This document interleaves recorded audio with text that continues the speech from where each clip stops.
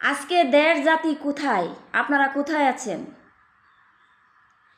নিজের দেশকে বাঁচানোর জন্য জান প্রাণ দিয়ে রক্তাক্ত হয়ে মাঠে নেমে যুদ্ধ করেছেন, দেশকে জয় করেছেন, দেশকে নিজের আঙ্গিনায় রেখেছেন। এটা বড় গর্বের, আমাদের বুকে বড় গর্বের সহিত কথা বলতেছি। আজকে দেশজনক কোথায়? আজকে মাঠে নেমে আসেন না। একটি বাবার কাছ থেকে মেয়েকে বাঁচানোর জন্য, একটি ভাইয়ের কাছ থেকে বোনকে বাঁচানোর জন্য। বাবার কাছে মেয়ে লক্ষিতা, ভাইয়ের কাছে বোন লক্ষিতা। আমরা গায়ে ওড়না পরি না, মাথায় কাপড় দেই না, তাই আমরা দূষিতা, সমাজে দোষ করেছি, দোষের চোখে পড়েছি। আজকে আপনারা কোথায়? একটি 8 বছরের মেয়ে কি অপরাধ করেছে, কি দোষ করেছে? সে তার কি ছিল?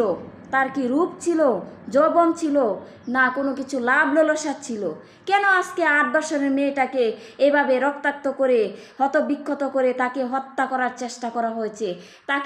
তাকে কোন লোভে, কোন কারণে তাকে দূষিতা করেছেন? আপনারা দেশজনক কোথায় আছেন? আপনারা আসেন না, মাঠে নেমে আসেন। দেশকে এত জয় করেছেন, আজকে বাবার কাছ থেকে মেয়েকে রক্ষা করেন, ভাইয়ের কাছ থেকে বোনকে রক্ষা করেন। আপনারা কোথায় আছেন?